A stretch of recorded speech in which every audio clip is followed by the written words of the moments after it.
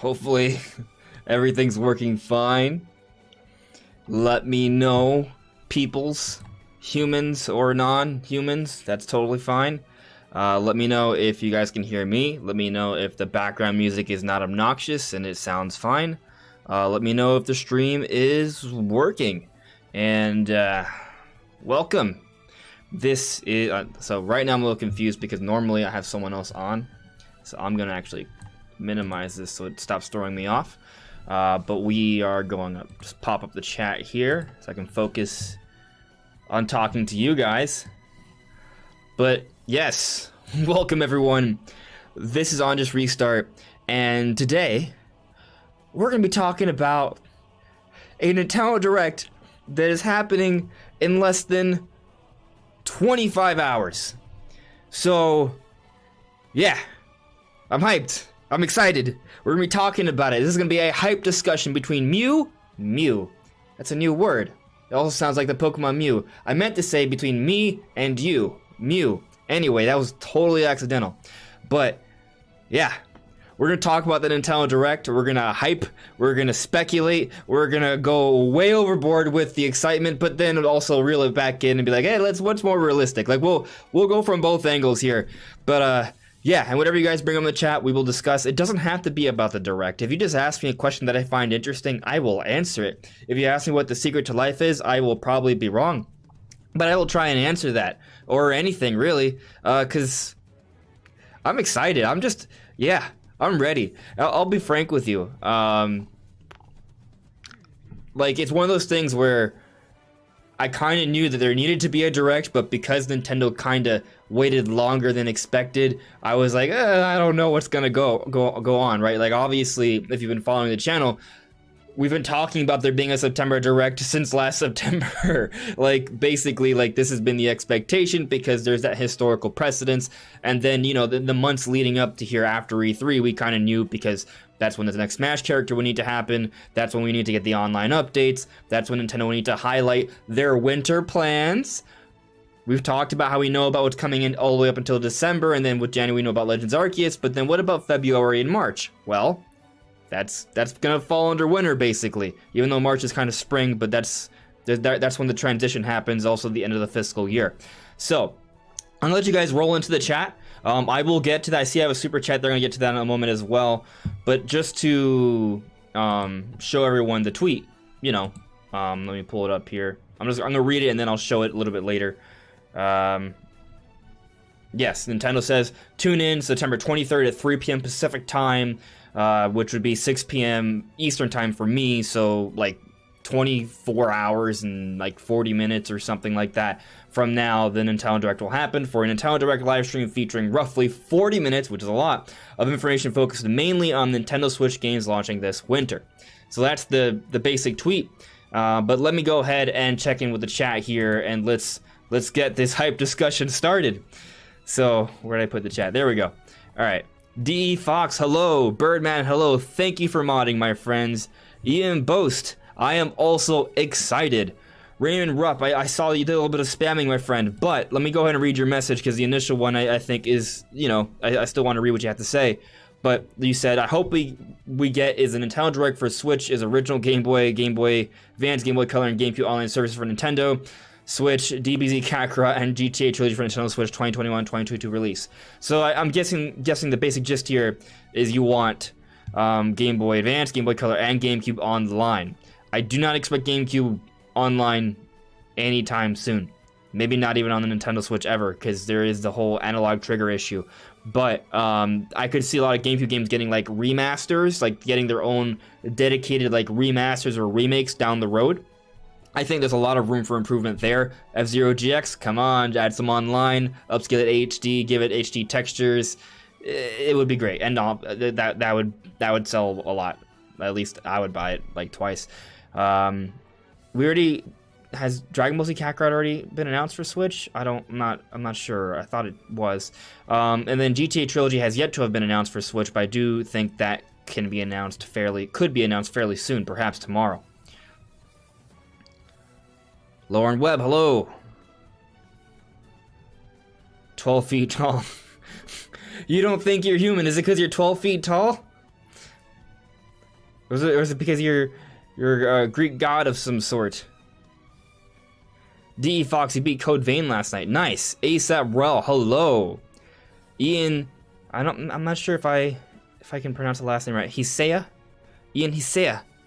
Thank you for letting me know everything sounds good. Nishan Kelkar, yo, the Gormont music better summon Xenoblade 3 tomorrow, right? Yeah, that was part of the decision behind it. Let me put some Gormont music in the background, get those Xenoblade vibes going. I am hoping for Xenoblade 3, but we shall see. The armchair analysis. It's been a long time, Andre. How are you? How am I? I'm not sure when was the last time I filled things in for you, but it's a lot, dude. A lot. Life has been a roller coaster for me, emotionally, physically. Lot going on with different things, you know. But this Nintendo Direct's happening tomorrow, and I'm excited. Ian boasts a super chat. Thank you very much, Ian. Let's all get excited for the Direct tomorrow. Yeah, let's do it. I'm ready. Let's see here. Yuba Core, port of X or Xenoblade 3, please. I'm feeling something from Monolithsoft, and I don't wanna like completely like, you know, over hype here, but I think Xenoblade Chronicles 3 is gonna get announced tomorrow. That's what I think. If not Xenoblade Chronicles 3, something from Monolithsoft. And if it's not announced tomorrow, that's fine. Doesn't mean it's not happening, it just means Nintendo decided to wait a little bit longer to show it off. But I believe there is at least one project from Monolithsoft, one of my favorite Nintendo developers, it's almost ready. It's almost ready, okay? And let me explain why. Forget the rumors. Forget all the rumors. Let's just talk about, like, the facts here, okay? Xenoblade Chronicles 2 came out December 2017. That was their last full-scale game. But it's also worth noting that game was done in parts and outsourced in places. So it wasn't even like the full development team was on that product. They were working on other things, including Breath of the Wild. But then in 2018, we got the Torn of the Golden Country DLC. That's just DLC. And then in 2020, we got Xenoblade Chronicles Definitive Edition, which is a remaster remake of Xenoblade 1, but it was more of a remaster, a lot of new assets and such, but still not something that I would say is a full-scale development project. They have multiple teams. There are a handful of big studios at Monolithsoft. They could have been working on other things. So now fast forward to now, we're in 2021, and we're just talking about seeing an announcement, right? Presumably, if this is announced tomorrow, it comes out next year. That would be around 5 years after their last full-scale game, and they have multiple studios working on multiple things, right? But I feel like when you look at what they've done so far with working on with Zelda and the DLC and then Xenoblade 2, it's not like they just came up with a full-scale game. Like, timing-wise, it does make sense for them to be about ready. Not to mention in 2017, we saw them hiring for a new IP. And then in 2019, we saw them hiring again for another project. I mean, every couple of years, we see them hiring for different things, for Zelda and things like that. But they've been working on this new IP at least since 2017. So even if we don't get Xenoblade 3, what about this new IP? Like, something has got to be about ready is the point here. But then we also, I forget the name of the composer, forgive me, but there was a composer who has worked for Xenoblade from Monolithsoft, and a few months ago, they said they were working on a big project, and they couldn't say what it was. So, you know, maybe there's something there. Maybe they're getting some Xenoblade music ready, right? So that all kind of makes sense. But then also when we take a look at the February Nintendo Direct, when they revealed Pyra and Myth are coming to Super Smash Bros. Ultimate, that opening trailer was very confusing because at first you assume, oh, okay, Smash, because that's what they usually do with the Direct. They open things up with Smash. But then as it progressed, you're like, oh snap, we're getting a Xenoblade character, awesome. But then the trailer progressed more, and you're like, wait a second, they're lingering way too much here. This seems way too much like Xenoblade. Is this perhaps a new Xenoblade game or a new Xenoblade 2 DLC project? And then you're like, no, it still has to be Smash. But then they continue showing you off more parts of the world and explaining the story and narrative and asking where Pyra is. And you're like, what's going on? it leads you to believe that maybe it is something like that, like a Xenoblade game or project. They're showing off so much of this world and universe, but then they confirmed Pyro's coming to Smash Bros. And then eventually Mythra as well.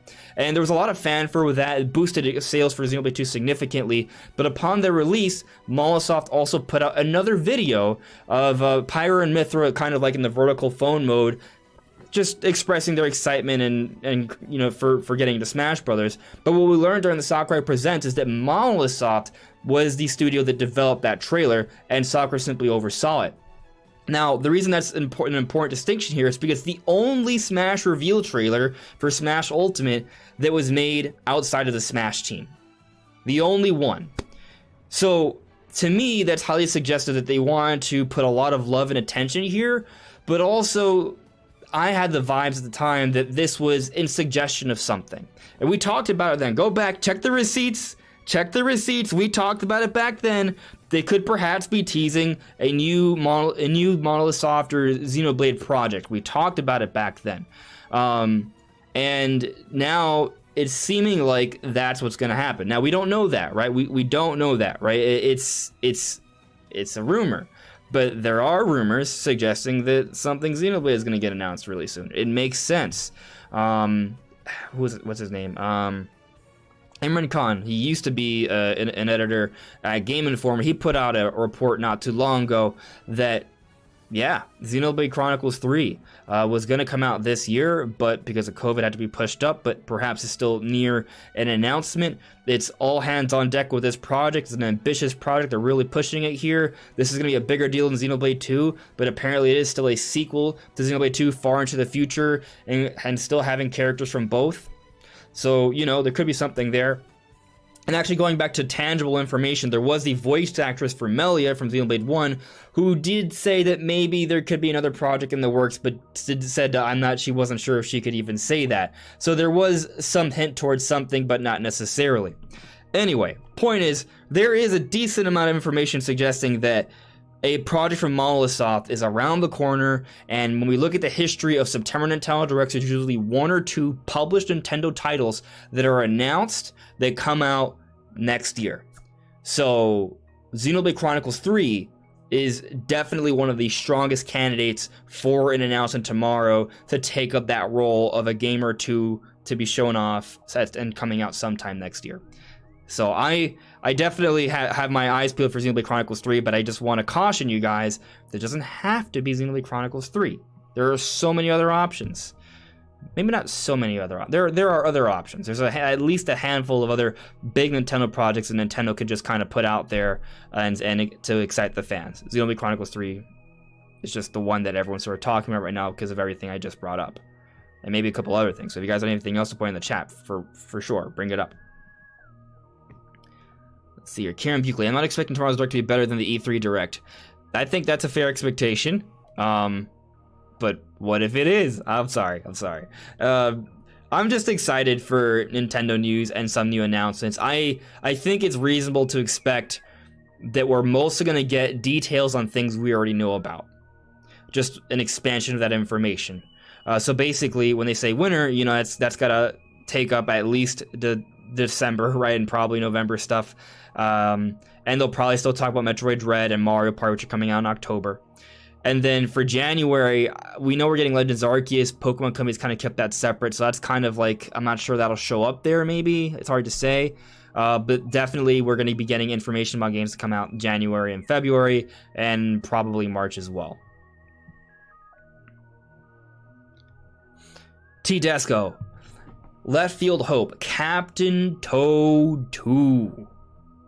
That's good. That's conceivable, and that's the kind of title that would be a really nice surprise announcement, but also not so crazy or big that they would need like a big sort of window to like hype it up. I think they can announce that in this Direct, and it could come out potentially January or February.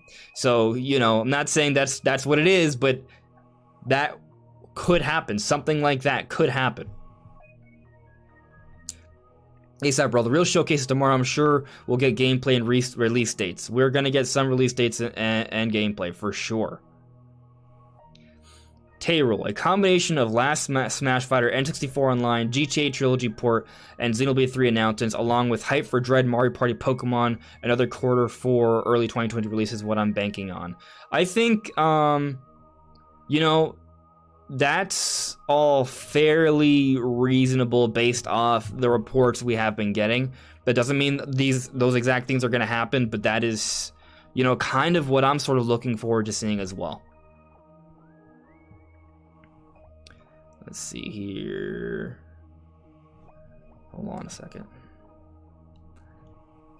I have another super chat here from Kieran Buckley. Do you think we see Game Boy Advance tomorrow, or will Game Boy Advance be saved for later? Hi, from the UK. Well, thank you very much for that super chat. I want to see Game Boy Advance tomorrow. I think that it kind of makes sense from the perspective of allowing fans having to be able to play Metroid Fusion and Metroid Zero Mission. But, you know, that's not needed. It's not really, it doesn't change that much. But I think a lot of people would get into those Metroid games that they were put onto the Switch eShop, because the Wii U sales of those Metroid games boosted significantly. They're at the top of the charts when Metroid Dread was announced at E3. So, you know, I definitely think that it makes sense from that perspective. Also, a lot of Zelda fans are kind of clamoring for some more Zelda love. If they offered us Minish Cap, that'd be great. But, you know, even if they give us Game Boy Color, we could still get Oracle of Ages and Seasons that way, right? And then also, if we get Game Boy, we can also get Metroid 2.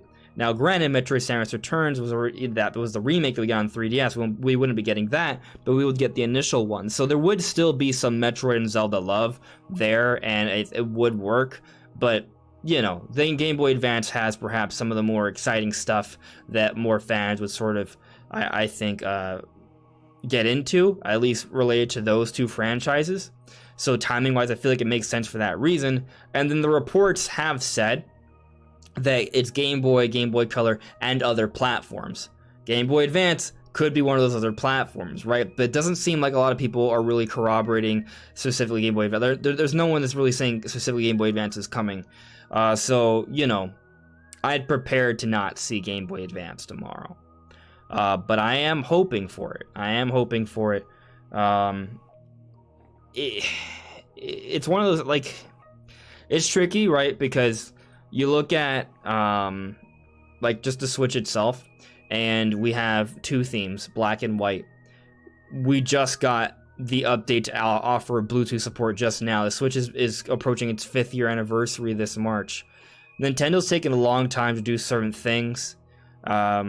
So when we talk about, oh, they should eventually give us Game Boy Color, yeah, I think so, right? But I also think they should have given us N64 a while ago as well. Like, we had N64 games available on the Wii Virtual Console from the get-go, if I remember correctly, or pretty early on in the Wii Virtual Console, and this was back in 2006. So it's strange how Nintendo has kind of handled a lot of their sort of legacy content. They clearly have a very different strategy now. And I think part of it has to do with the fact that they have so much support from third parties and indies and things like that, and they have a steady stream of their own content coming, that there isn't really a strong need to sort of back up their library with older titles, which is why I think there's less of a focus on that compared to the past. When you look at the Wii U, I'd say the Wii U has the best virtual console offerings by far. The Wii, if there's any reason to have a Wii U, it's because you can access pretty much every single Nintendo game on that system, and for that reason it's special. But that's like the only reason it's special, or at least you get my point. I don't want to say the Wii was a terrible system, but that's one of the most special things about it, I would say. And the reason it was like that was because the Wii U didn't have that much support during its life cycle, so Nintendo needed to think of ways to sort of support the system, so they relied heavily on Virtual Console during that time. The Switch doesn't need that support, so Virtual Console offerings or legacy content offerings have been paltry by comparison. Does that make sense? So, you know, I can't guarantee the Game Boy Advance will be announced tomorrow, and I can't guarantee that it'll be announced soon either. I think it's one of the things that makes sense, obviously, but Nintendo, you know, they march to the beat of their own drum. It's hard to say exactly how they're going to do things. The rumors are suggesting Game Boy N64 stuff could happen. That would be great. I mean, you could say that N64, like, we're just talking about like the timing of things, right? N64 came before Game Boy Advance, right? So maybe that's what they're kind of thinking. And maybe it's sort of a chronology sort of thing. Because, yeah, I mean, that makes sense. Getting NES, then SNES, then Game Boy Color, then N64, and then maybe they start moving into the early 2000s. Like, that's possible. But you could also argue that maybe if we're starting to talk about early 2000s, we're getting Game Boy Advance and GameCube stuff. Maybe that's something they save for Nintendo's next system, you know? And that could be one of the selling points for that, or for a big online update during that time. And maybe that next system would have controllers that are default to the system. They would have analog triggers, which would then facilitate actual proper GameCube emulation. So that's something to consider there. Not saying you can't find ways around the whole analog trigger thing, but the most natural way is just to have analog triggers. So if they didn't have that, then you would need to kind of rework every single game. Wouldn't be like a serious thing, but you know, there would have to be some adjustments there. So it's just easier just to imagine them saving GameCube for a system that has analog triggers built in. But Nintendo hasn't done that ever since the GameCube. Every time they announce a system, like, oh, they don't have analog triggers. We didn't have it. Wii U didn't have it. Switch didn't have it. And for Switch, we thought we might get it. Actually, even for Wii U, we thought we might get it because they still had like that same sort of shape of a trigger. Do I have my Wii U controller here? I do, actually.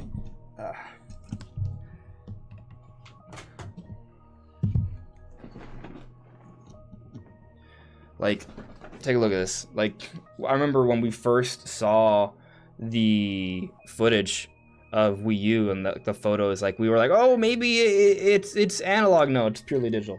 But yeah, Nintendo's strange with that. So I would try and keep my expectations in check in terms of Game Boy Advance stuff, even though I've been wanting that, I've been pushing for it, I've been arguing that it makes sense, but based off the rumors and reports we've been getting, nothing there is strongly indicating Game Boy Advance. So let's continue on the chat here. The chat's probably gonna like pop and I'll lose my spot. Armchair analysis. I'm expecting Splatoon 3 to be the spring release date for the next year. Maybe, yeah. I'm gonna get back to that question. I just want to answer another one right above. Dash 5933. How long do you think this discussion will be? This discussion will, I have no idea. At least an hour, so at least under 30 minutes. But I could see it going a lot longer. It kind of depends on you guys, the community, keeping that chat going, that conversation going. But I feel like I'm still covering new stuff, interesting stuff, then I will continue for as long as it seems relevant. So we'll see. We will see. I do technically have things that I agreed to do later to the evening. But I have a couple hours, so we'll see how things go.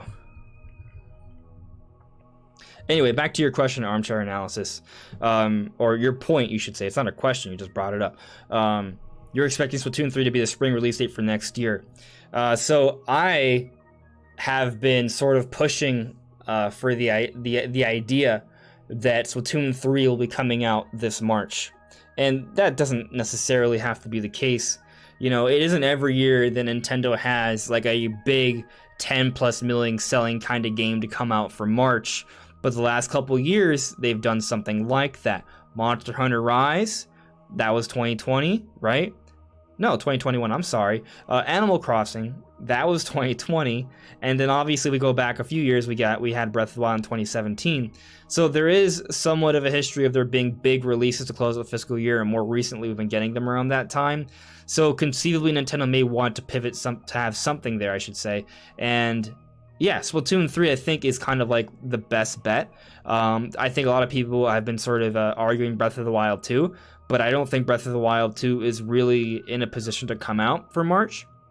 I think it's actually further off than we would have wanted. I put out my prediction a few months throughout this year, leading up to E3, that Breath of the Wild 2 would come out for holiday 2021, and I was wrong. And I think a lot of that has to do with COVID, but also Zelda development is just kind of hard to predict because they are always coming up with things and pushing things up. But also say that I think the amount of time they take with Breath of the Wild 2 is just so much longer than we had any reason to believe, I would say, because it's a sequel using the same engine. The idea was to get the game out sooner, not later. At this point, we're looking at a development cycle that is longer than Breath of the Wild, a sequel using the same engine. Now, one thing that's throwing that off is COVID, and of course, COVID makes everything hard to predict, right? So, that kind of all happened. But anyway, with Splatoon 3, they showed that game off at the beginning of this year, and I felt that trailer honestly showed off quite a bit, because they basically showed us the beginning of the game last February.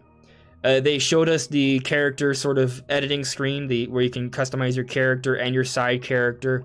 They showed us roaming through this environment a little bit, showing off what I'm presumably the single player mode. They showed us the hub area.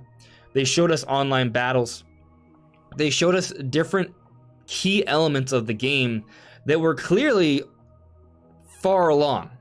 Not saying that they were like ready for release far along, but we could see what they were, and they looked like they were running pretty much as they should almost, save for some polishing and optimization, of course. But there was a lot they showed off there, different big components of the game, and that was last February. And then they confirmed it for 2022. Typically, when Nintendo makes an announcement of something, and they even have a release date, or release window, they don't wait that much longer. There are obviously exceptions. We just talked about Breath of the Wild 2, and obviously there's Metroid Prime 4, but more times than not, when they have a game announced, it comes out within a year of its announcement, or within a year and a half of its announcement, I would say. So, to me, that does lead me to believe that Splatoon 3 is very far along. And I think Splatoon 3 conceivably can come out as early as this March, but that's like the earliest. February would be the earliest, but that February, March is like the earliest Splatoon 3 I think could come out, but it could come out perhaps next summer or a little bit into the fall. I could see that potentially happening too. It does obviously depend how far along into development they are, and if they had any sort of COVID delays and things like that. But but I do feel like we are kind of looking at a situation where Splatoon 3 could potentially come out that soon. And even if it doesn't, I still think that Splatoon 3 is going to be talked about a lot during this Direct. I think it's about time they talk about it. They skipped E3 even though they had such a significant trailer to show off in the beginning of the year. And I think in part is because now they're going to use Splatoon 3 to help to push Nintendo's online service. We are expecting a number of online updates around this time. The Direct presumably will be announcing some things, and Splatoon 3 is probably going to be Nintendo's next big online game. It's going to have a big online focus. We do know that Nintendo reworked their online servers earlier in the year. Monster Hunter Rise was one of the first games to use their revamped online servers, and from everything I've heard and experienced myself personally playing Monster Hunter Rise, it's probably the best online experience I've had on Switch so far. So maybe Splatoon 3 is running on that as well. Maybe they optimize some things so it runs a little better when you're playing online, because that is important given it's an online-centric game. So I do think Nintendo's going to want to really push that. They may even offer up some sort of beta or test fire for Nintendo Online only members, because they want to retain those online memberships, right? A lot of subscriptions renew around this time because that's when they initially came out, back when they first started, and going into the holidays as well. So they want to sort of announce something now so people have something to get excited about to maintain their online memberships. A test fire for Splatoon 3 could potentially be one of those things. Now, I'll get back to the chat, but I do want to address this other thing here, since we're already sort of talking about, online offerings, right? And I'm sure you guys are going to bring it up in the chat anyway, but I'm just going to kind of put out my 2 cents now, and then we'll expand upon it later. The FCC filing for the controller, they updated that. I'm sure a lot of you guys heard of it. If you haven't, I'll explain. There was an FCC filing that came out not too long ago from Nintendo, where they made sure to clarify that they don't want the information. But they don't want the FCC to show what that information is yet. That'll go public in 6 months. Well, recently that was updated, and it will go public Friday. And this is before the Direct was announced. And basically what the filing says is that there will be a Bluetooth controller for the Switch. That's the basic information from there. We know that it'll connect via USB-C. It has Bluetooth compatibility. It doesn't seem to be anything like a Joy-Con or the SNES controllers for Nintendo Online. So in other words, it doesn't, from what we've seen of the filing, it doesn't do this. It does not connect to the Switch like that. Based off what the information shows, it suggests it'll just connect via Bluetooth like a Pro controller. So people are talking about this controller, right? And some of the speculation has been, so I'm gonna make it relevant, some of the speculation has been that it could potentially be like an N64 Bluetooth controller, and this would be for N64 online offerings, which would be a part of a big online update to retain online memberships, perhaps add a new higher tier system with N64 Online, and they'll have this controller for people who are interested in it. Maybe that's the case. Maybe we see that announced tomorrow. I'll tell you that even if we don't see this controller announced tomorrow in the Direct, it's going to be announced by the end of the week. Like, it's happening tomorrow, basically. Like, that's what's going to happen. They're not going to let the FCC showcase their controller for them. If the controller's not announced tonight, it's being announced tomorrow. And I'm assuming it's during the Direct because that's when the Direct is happening tomorrow. So it seems like this is pointing towards some sort of big online update. Otherwise, they wouldn't show off the controller, I think. Like, if it was... Yeah, I mean, honestly, now, just kind of thinking about it, what makes the most sense is that it is something for Nintendo Online. And we could be wrong, but just kind of looking at, like, the history here, I remember the SNES controllers for Nintendo Online. I believe that was also showcased during a Direct. Guys in the chat, correct me if I'm wrong, but that was showcased during a Direct as well. But typically when it comes to hardware, we don't see those announced during Directs. They're sort of separate, Switch Lite, Switch OLED. But a controller, you know, it's a little different. But we haven't seen Nintendo announce any new controllers. What would they do? Would they update the Pro controller? Potentially. Either way, it kind of feels like this would be something that they would announce. Something that we relate to Nintendo Online that they would announce during this Direct. That's what it kind of feels like, and which also implies that there will be a number of Nintendo Online announcements, which also supports the whole idea behind Splatoon 3 having a focus during this Direct.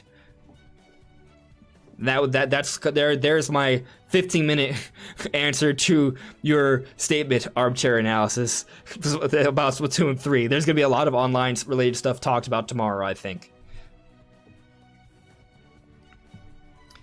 Moving on to the chat here. Let's see. I got a chat jump, so I lost my placement. ASAP bro, are you getting the OLED? Right now it's not in my budget. So the answer is no. I want to get Switch OLED, but I haven't pre-ordered it or anything, and I'm saving up for other things. So no, I want it, but I do not plan on buying it right now. Joy CJ, if I hear anything Bayonetta tomorrow, I will lose it. But yeah, highly doubt it. Yeah, so, you know, it's another one of those projects that's been in development since 2017. Like, yeah, they could announce it. We did have that interview recently where was it Hideki Kamiya? I'm not sure who it was, but I think it was Video Games Chronicle who interviewed Platinum Games. I don't remember the specific people involved, but Platinum Games is a developer for Bayonetta. And it was basically said that the game is far along, development has gone well, but it's not their decision to showcase it yet. The implication being that they have some sort of deal with Nintendo, and when Nintendo's like, okay, we're going to talk about this now, that's when it's going to happen. So maybe it does, like I talked about during this Direct, maybe it's being saved for this Direct. Conceivably, it also could be shown off at the Game Awards later this year. That would make sense because there are deals that are put into place for the Game Awards. I mean, Nintendo and Jeff Keighley and the Game Awards Association puts there some sort of deal to talk about certain things, and Bayonetta 3 could be one of those things. So, you know, that's a possibility. So I wouldn't completely buy into Bayonetta 3 being there tomorrow, but it is definitely a strong consideration, I would say. Sagiri, new Nintendo Japanese studio internal announcement. Well, I've been waiting for a Donkey Kong announcement. I do believe that Donkey Kong is far along. I do believe that that's one of the things they could show off tomorrow, but it also could be something that they just save for next year. They can announce it next year. It can still come out next year, right? So, you know, Nintendo's not going to completely reveal every single awesome project they have in the works during this Direct, guys. That is something that that I can say with 100% confidence.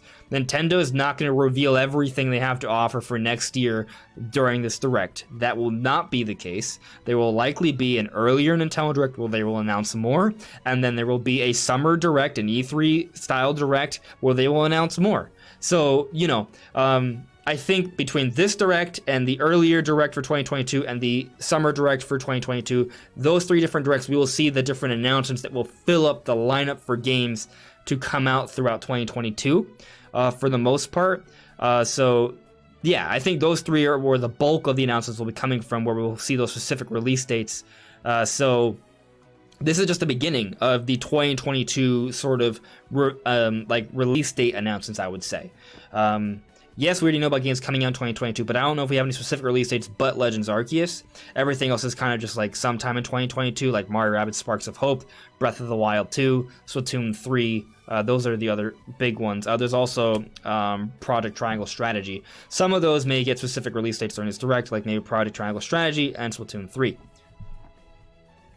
But let's move on here. I see I got a super chat from Taker610. Taker610 says, Andres, your bet indoor switch positions vid to vid. I think it's because when I do streams, it's like flipped. I don't know. It's just, yeah, it's just mirroring camera stuff. That's it.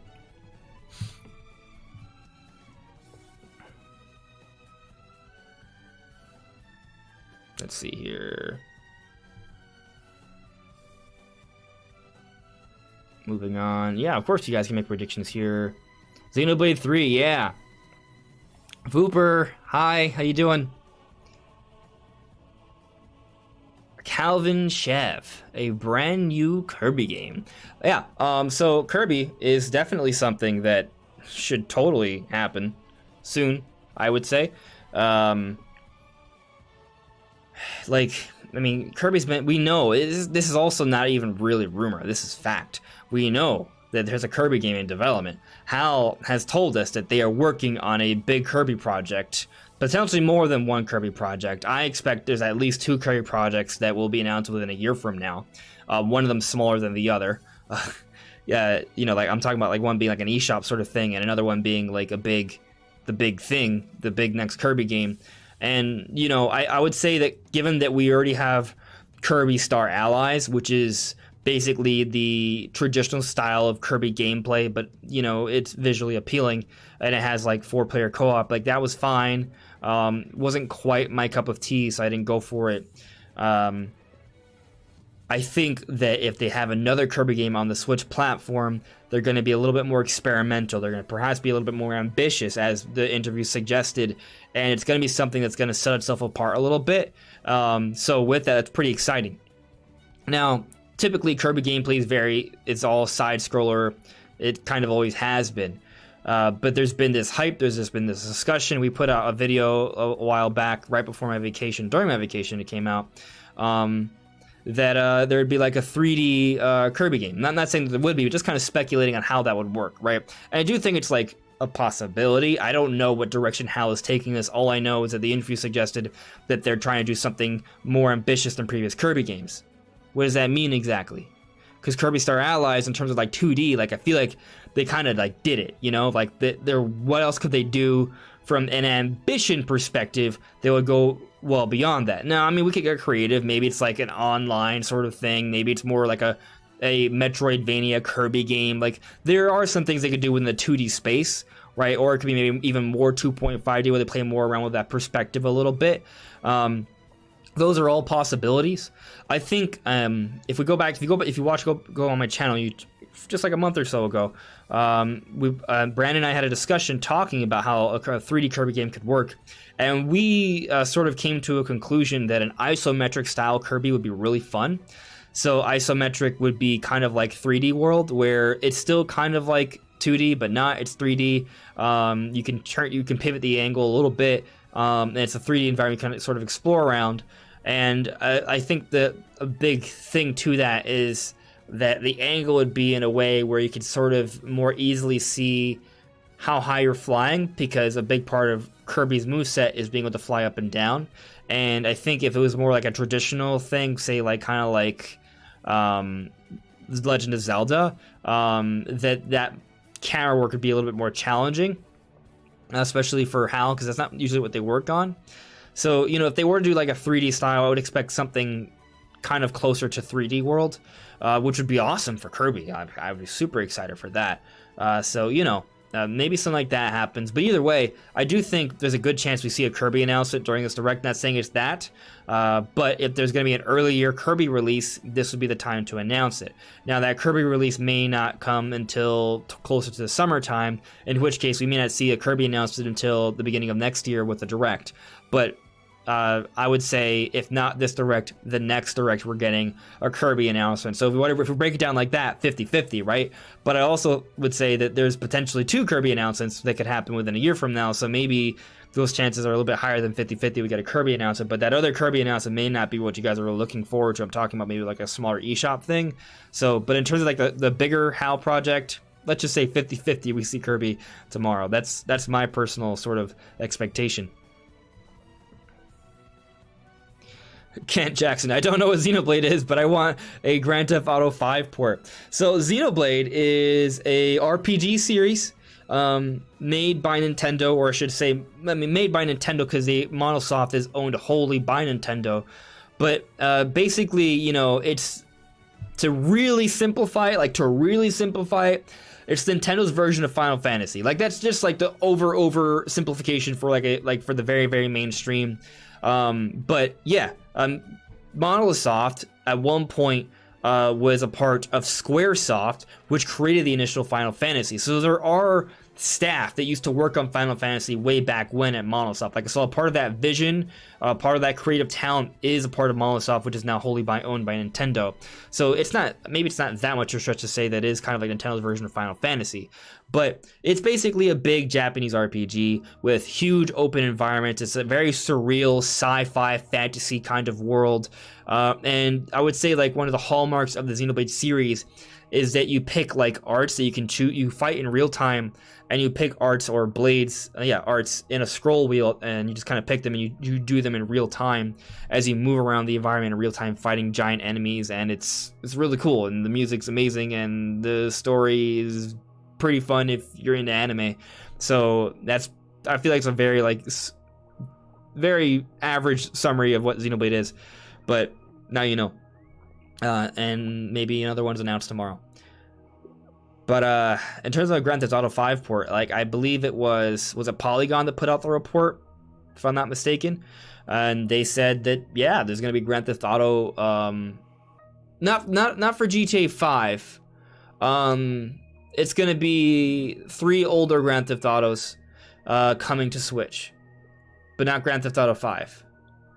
I think it's 3 Vice City and San Andreas that were rumored, and they all be getting remastered in a compilation, and they'd be coming out on the eShop or other like digital stores for the other platforms.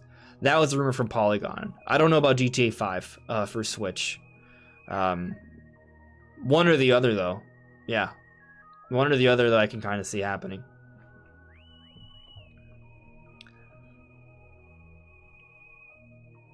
JM, they haven't inquired about Splatoon 3. They haven't inquired about Splatoon 3, so maybe tomorrow. Yeah. So we talked about earlier. I do think Splatoon 3 is maybe that's what's happening. Vooper, how freaking wild would it be if they finally give a release date for Pikmin 4? Right?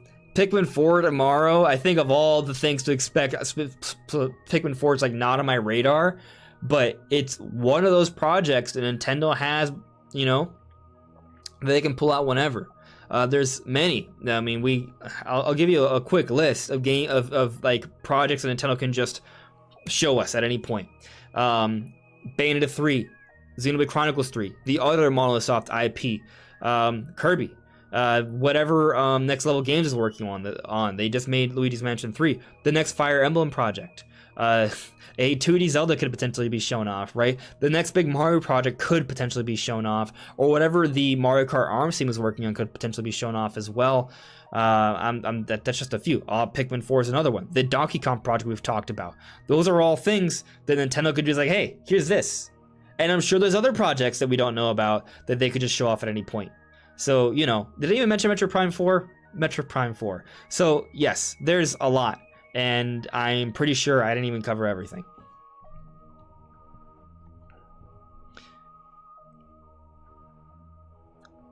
Dex Fun, you'll laugh if GTA Trilogy comes on Switch? Maybe. Maybe you'll be laughing good tomorrow.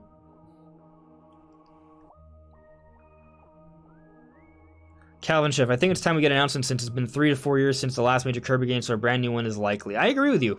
Yeah, I think timing-wise that makes sense. Birdman, I really don't feel that we will see Breath of the Wild 2 tomorrow. Yeah, I'm with you actually. I don't expect to see Breath of the Wild 2 tomorrow. And I think when we go back to the direct announcement, it says focusing on products for winter. Winter, whatever comes in winter, that's what we should expect, right? And I think when they don't show off Breath of the Wild 2, people then have that expectation. But that's what you and I think, right? And I think a lot of people here are perhaps in agreement with me. Not saying you have to be. You can have your own opinion. You're totally entitled to that. And you could be right. But right now, the expectation is Breath of the Wild 2 is not coming out by March. It's taking longer. But I think there's probably still a decent amount of people who have a hope to see Breath of the Wild 2 tomorrow. Who have a hope to see something Zelda tomorrow. And I guess because and I think Nintendo's aware that there could be that expectation, so maybe they want to put something in there to sort of like let fans know, hey, look, this is what's going on. Sorry, you know, I don't know. Now, what if Breath of the Wild 2 is gonna be a holiday release for next year, and they do something where they give us something in between, right? Because like if Skyward Sword came out July, right, and if Breath of the Wild 2 comes out say November next year, that's like a 16-month window. So maybe they should, it's more than a year, but it's definitely less than 2 years. Maybe they want to put something in between there, you know? And maybe they want to put something in between there that's more than just that Game & Watch Zelda thing. So potentially, not saying this is gonna happen, but potentially what if they like give us the Twilight Princess Wind Waker HD as an earlier kind of thing? Like that comes out, say, February or April or something like that. And that's enough of a gap between Skyward Sword and Breath of the Wild 2 that, you know, it doesn't really seem like it's getting in the way of sales of either game. Like they all seem to be, they would be all at that point be fairly evenly spaced out. And, you know, that could kind of work out, could tide Zelda fans over, and there you go. So, you know, I could maybe see something like that happening. Not saying that's what's going to happen, but some sort of Zelda announcement wouldn't entirely shock me, just because I think Nintendo is aware that there is this demand and expectation for Zelda stuff like all the time. So, you know, they may do something like that. And I mean, it's going to make them money. So, like, why wouldn't they, right? The only reason they wouldn't is because they have something else that will make them money that'll come out at some point. So basically, you know, if they feel like it makes sense in terms of what they have available, they will put it out. If they have other things that come out, they'll save that for another time, because Zelda development takes a very long time. They are going to want to save what they have ready to go, that way they can tide Zelda fans over. Because, you know, if we have to wait 16 months, that's not the end of the world, but we have to wait 2 to 3 years without anything Zelda, that's worse, right? So if Nintendo's in a position where they feel like it just makes more sense to save those projects, I mean, or they're done, but to save Twilight Princess Wind Waker HD, I think they're gonna do that. So, you know, hard to say, but either way, I don't expect Breath of the Wild 2 tomorrow. If they give us a trailer, I'm gonna be happy if they do that, but I'm not expecting that. I could see maybe one at the Game Awards though. And then throughout 2022, they will continue to hype up Breath of the Wild 2 till its release, presumably this next holiday. So that's kind of my expectation right now. But again, if they show us Breath of the Wild 2 tomorrow, I'm not going to be upset with that. I'm going to be happy. I'm just not expecting it. I think, expect mostly stuff for this holiday that we already know about, some things for the early part of next year, and a couple surprise announcements, maybe Xenoblade Chronicles 3 to come out at some point in 2022. A-Rod, please, for the love of God, add Game Boy Advance. I know, right? I want Game Boy Advance, but since we're talking about things that we're not necessarily expecting, I'm not necessarily expecting Game Boy Advance, just based off what the rumors and reports have been saying. But that they could be a little off. They may have Game Boy Advance there too. We'll see. I do feel like they should add Game Boy Advance, but Nintendo being Nintendo. Eliminated. Come on, Animal Crossing New Horizons update. People have been waiting for that, right? They'll probably finally give it. I think that's something that'll probably happen. Makes sense. Thaddeus Gangster. That was my prediction in my opinion. I do believe we will see a new controller for the Nintendo Switch and Nintendo 64 Switch. What do you think that new controller will be, though? Do you think it'll be related to N64, or do you think it'll be something else, like a Pro Controller update? Birdman. To me, we'll see Breath of the Wild 2 again on the February or March Direct. Perhaps. Calvin Chev. Hopefully Metroid Prime Trilogy for Switch. So Metroid Prime Trilogy for Switch could totally, I think is definitely something that could be a 2022 release. But given that Metroid Dread is coming out October 8th, I think they're going to focus entirely on talking about Metroid Dread. And they're not going to mention any other Metroid project until afterwards. By this point, I think that's what needs to be done. So, before Metroid Dread was revealed at E3, we talked about it for months. We talked about how Metroid Dread would probably be shown off at E3, but they would have to still mention Prime Form. That show off gameplay just mentioned and say development was going smoothly. And that's exactly what happened. And since they've already done that, they don't need to do that again. I think all that needs to be done is just completely go all out with Metroid Dread, as they have been doing. And I think I applaud Nintendo for that. They've been marketing it as much as I could have reasonably expected. They're having it come out alongside Switch OLED. I expect it to get a focus during the Direct as well. I don't know what they're going to show off then, because they've been giving us so much stuff leading up, but there will be something mentioned in Metroid Dread during the Direct. And that'll be it. So worry about Metroid Dread for now. Prime Trilogy, once Metroid Dread comes out, then we could start kind of speculating on that.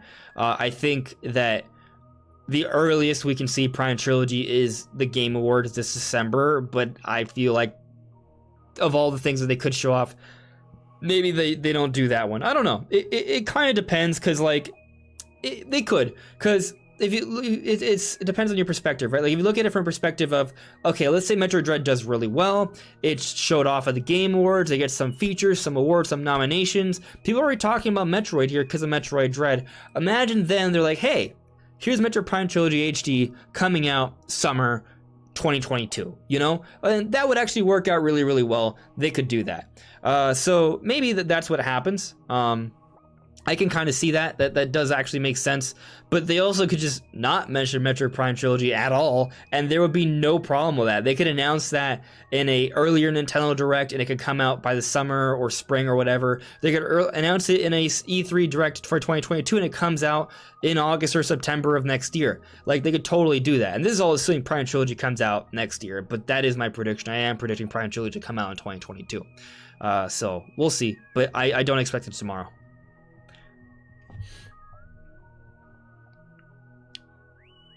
J-Dog, Age of Calamity DLC 2. Oh, you know what? Yeah, you're right. That is something that should be mentioned, because there's a DLC coming out for November. It's not a big deal to me. I played through Age of Calamity. I enjoyed it. I have no interest in the DLC, but some people surely do.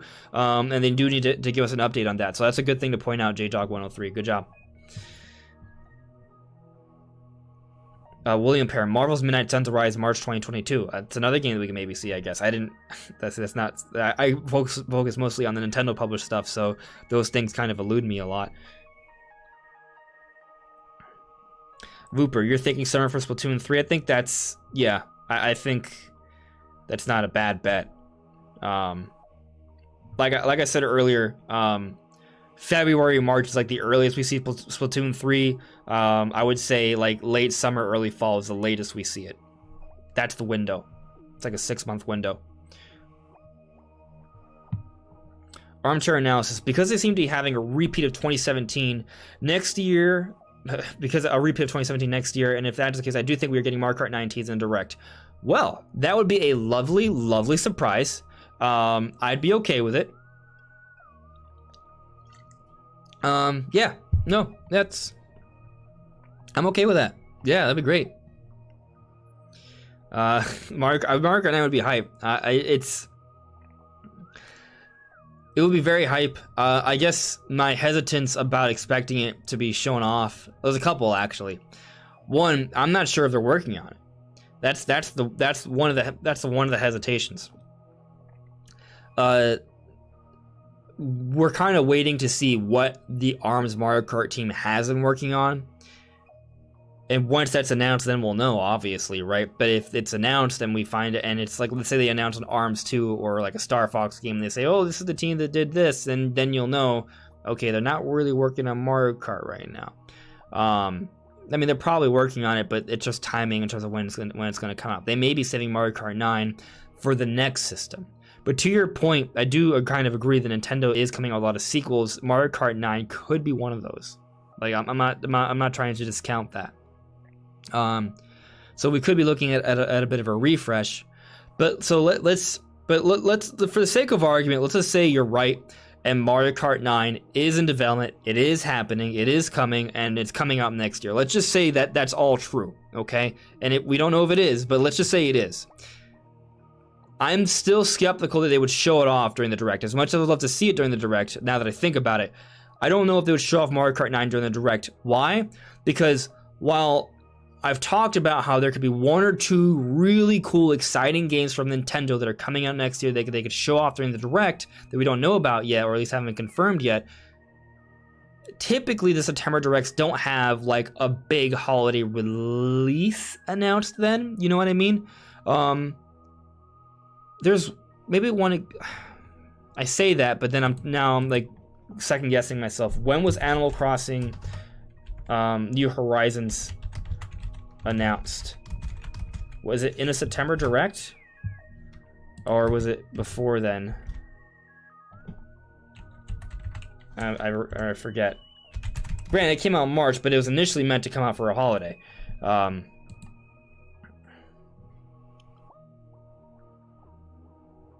Oh, was it E3 2019 trailer? Okay, then no. Wait, no, hold on a second. That's not true. No, they announced Animal Crossing in September 2018. Okay. So, all right, I'm glad I Googled that. I'm glad I fact-checked myself. So Animal Crossing New Horizons was announced in a September Direct. So then that kind of takes away from my argument right there. Like, Animal Crossing is similar to Mario Kart in terms of sales potential. So, you know, you could just say I'm wrong right there, right? I just feel like in general they don't announce like their holiday release during that time. But, you know, maybe that's Breath of the Wild, right? Mario Kart's like that secondary thing. So, you know, you could be right. Yeah. I'll just shut up. I'll just stop talking. Thanks for watching, guys. I'm just kidding. Yeah, it could happen. Nishant Kelkar. Will we see Donkey Kong tomorrow? I don't think so. No, I mean, like, it's not that it could happen. It's just, the biggest thing for me is that I don't think Nintendo's going to reveal all their cards tomorrow, right? And right now, I'm kind of buying into Xenoblade 3 being one of the big reveals for tomorrow. So let's assume if they already are going to reveal Xenoblade Chronicles 3, right? And Splatoon 3 is going to be like the big focus as well. And they're going to tell us about some other earlier offerings, and then the Smash reveal and Nintendo Online updates. Like, there's already kind of a lot there, you know what I mean? I feel like Donkey Kong could be something they save, but it's still one of the options, right? I'm not above 50% for that one. Like, it's just maybe 30. Kind of like Bayonetta 3. Although with Bayonetta 3, I feel like it's been the longer one coming, so that could be shown off. So yeah, Donkey Kong, hard to say. Although the expectation earlier in the year is that it was going to be announced, right? And maybe it is going to be like an earlier title. So if Donkey Kong's going to be like a first half of 2022 title, then yeah, expect that to be announced during this direct. So that's really what it is, I would say. It just kind of comes down to when Nintendo's going to release this game. And if the Donkey Kong game is like kind of like a straight up 2D kind of game or like a 2.5D kind of game, we see a lot of those things kind of come out in the first half of the year usually, like Yoshi and Kirby. So then Donkey Kong could take up that slot. So maybe it is announced during Direct, right, to kind of play both sides here. So yeah, I'm gonna say 33%, 1 to 3 chances that it's announced tomorrow. If not, I think, again, because I don't know when they plan on releasing this Donkey Kong game. I do expect it by the end of next year. But if we think of it that way, going back to what I talked about earlier, when we're talking about the games that are coming out for 2022, there's kind of like really 3 directs where they'll be giving us a release date for them, right? Like a specific release date. It would either be this September direct, the earlier direct for 2022, or the summer direct, the E3 style direct then. So that's 3 presentations, right? So they don't have to show Donkey Kong off in more than 1 direct. Like, they could show it off at just 1. Then it could be any one of those 3 depending on when it's coming out. So if you just think of it like that, 1 of 3, 33% chance, right? But also based on what we've heard, based off what I've heard, like, I do think the game is far along, right? I do feel like Nintendo's gotten together promotional material for it. So conceivably, maybe it is like about time they announce it and they will start promoting it. So, maybe I'm trying to talk myself into believing more, right? But I'm not going to go above 40% here. Like 30 to 40% is like my confidence range of them showing off Donkey Kong tomorrow. Could happen. It's definitely like something that I think is in the cards, but I just don't know if they're going to do it tomorrow. Moving on here. Let's see.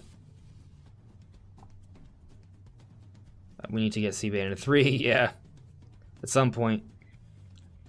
Armchair analysis. Maybe Xenoblade as an opener, Mario Kart 9 as a closer for the direct. That'd be great. I don't know if we'll get 2 new game announcements for the to open and close. But on the note of the opener, let's talk about Smash, because usually Smash is what is used to open up directs, and I do not expect this one to be any different. Actually, unless there's gonna be no Smash character, I expect that this direct will open up with a Smash reveal. So who is that Smash reveal gonna be for? I don't know. I have no idea. I have ideas, but I don't know if they're great ideas. Like, we've thrown out. I've thrown out my many pennies on it, right? The Master Chiefs, the Raymans, the Crash Bandicoots, the Ryu Hayabusas, the Dantes. Like, those are all options, I suppose. Although with some of the Mii costumes, maybe we don't consider Dante, but all of those are options. So it's tough. Waluigi, you know what? Even though I would never have thought, like, what if they just want to end things off with something silly like Waluigi? Yeah, they could. They could do that, I guess. I'm also not going to completely discount the possibility that there is a bonus character as well. Although I'm going to say more likely not. I think this final character is the final character. So whoever that is, we're going to get the reveal for it, I would say, the beginning of the direct. And then they'll tell us, there'll be a stay tuned for Sakurai Presents. Maybe it'll happen like immediately after the direct. Maybe it'll happen later this week. Maybe it'll happen next week or something. And then they'll showcase that character. And Sakurai will announce a few more things. Maybe there'll be like a mode update or something. Or who knows, maybe he does throw us for a loop and does announce like a bonus character, and that's the very end of Smash. Like something like that's going to happen. Not saying a bonus character, but some sort of final update within that Sakurai Presents. I kind of expect, but that Sakurai Presents will come after the direct. We'll just get the reveal of the character with some sort of cool CGI trailer here. And again, I want to caution you guys. There will be disappointment. I don't know who it is. I'm not saying that I know who it is. And that's why I expect disappointment. I expect disappointment because there's always disappointment with every Smash character. But there's also always hype as well. It really just comes down to who you are a fan of. That's really it, right? So like when Banjo-Kazooie was announced, I lost my voice. When Pyra and Mythra happened, well, the stream was kind of botched for me when that was happening, but it made me so happy. When Pyra and Mythra were confirmed, I was like, this is it. This is everything I wanted. Now, I mean, I wanted Rex playable, but honestly, I think they made a good decision with how they handled it. He's still kind of involved. And yeah, it's great. So like, I was really happy about that, right? But also, I don't even remember the name of the previous character. I know it's a character from Tekken. It's like Miyazaki or something. I don't remember.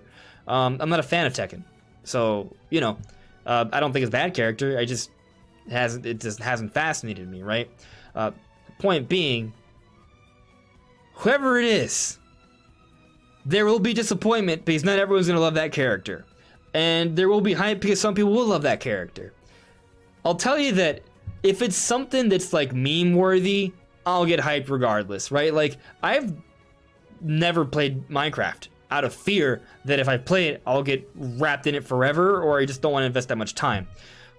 But when they showed off Minecraft Steve and Alex, while I wasn't like super into playing the characters, I did try it out, it was fun.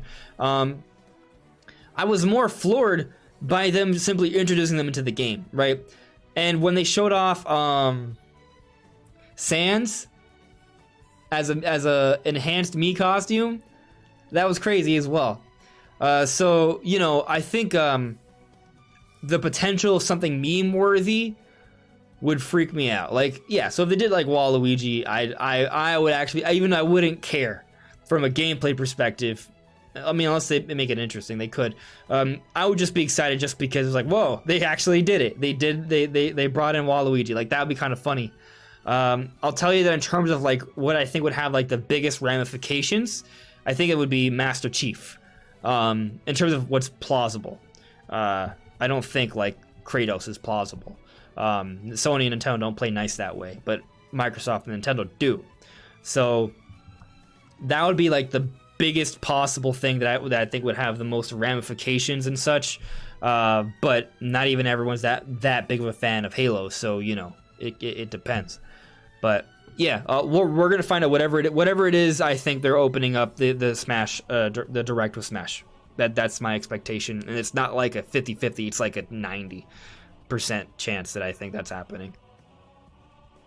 Especially because they waited even later into September. Like, it wasn't even earlier September this Direct. That's like a late September thing. Like, now's the time for the final Smash character. This is it. Kyle Kikurt. When do you think Super Mario Odyssey 2 will be announced? Well, conceivably, it will never be announced, actually. I think that window has closed for Mario Odyssey 2. Now, it's not to say I don't think we'll get another game that's like Mario Odyssey 2. I just don't think it's going to have the Odyssey moniker anymore. I think they're going to move on to a different concept. I think the fact that we got 3D World plus Bowser's Fury with that extra campaign in there is very suggestive that there isn't another 3D Mario adventure right around the corner. Especially when we consider the Donkey Kong rumor. The initial Donkey Kong rumor was that it was being made by the Mario team. Now, maybe it's an offshoot of that team. Maybe it's another team within EPD, not exactly the Mario team. And maybe they could be developing both alongside of each other. But either way, I feel like the existence of the Donkey Kong game, which is not confirmed yet, so some of you may not even believe this, but I do believe it's real. I think that does kind of push up whenever we get to the Mario game, especially considering we got Bowser's Fury. So, I don't think we see Mario Odyssey 2 in this Direct or even during the Switch era. Now, I would love to be wrong. I would love to see another big new 3D Mario, but I feel like we're at a point where Nintendo's going to start to position the next 3D Mario as a launch title for their next big system. We're hitting the 5-year anniversary, And, you know, I mean, I could be mistaken there. Like, I could be totally wrong. Maybe we do get Mario Kart 9 and Mario Odyssey 2 next year or the year after. Like, that's totally possible. But either way, I don't expect it to be Mario Odyssey 2. I think it would just be like a new Mario game with a new sort of like name under it. Like, what if they call it like Mario Universe or something, right? And then it would be actually more of like a spiritual successor to Galaxy, which would be exciting. I would love it actually if they were to. I mean, I think they're already pretty close with Mario Odyssey because Mario Odyssey has some Galaxy-like elements.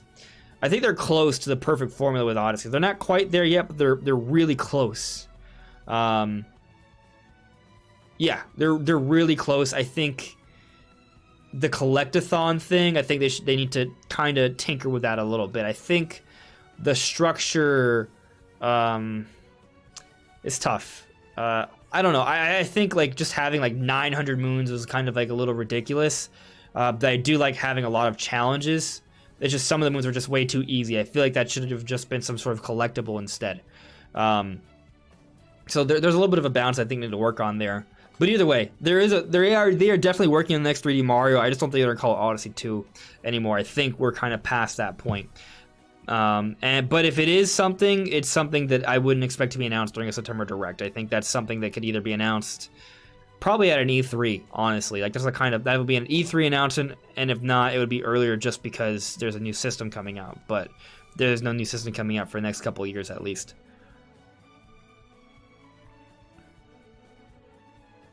Let's see here. Joshua Godfrey.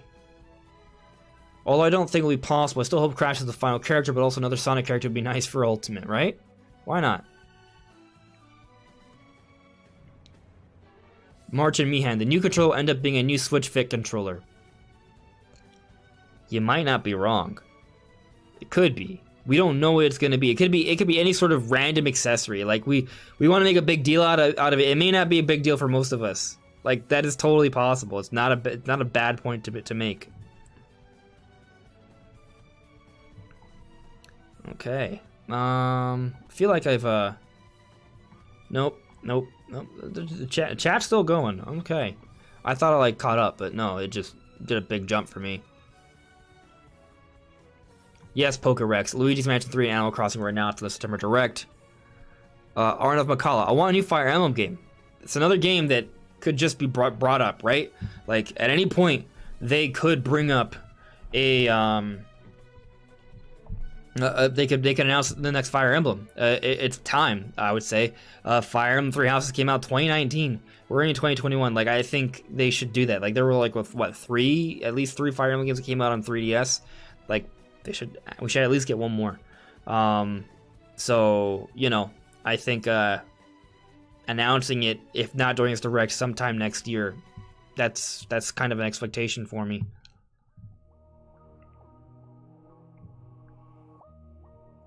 Tayrule. Some folks are saying Donkey Kong can get a guest cameo in New Super Monkey Ball, but I think Donkey Kong will be safe for 2022, 2023 for Super Nintendo World hype, etc. That's a long time to save Donkey Kong for, I think.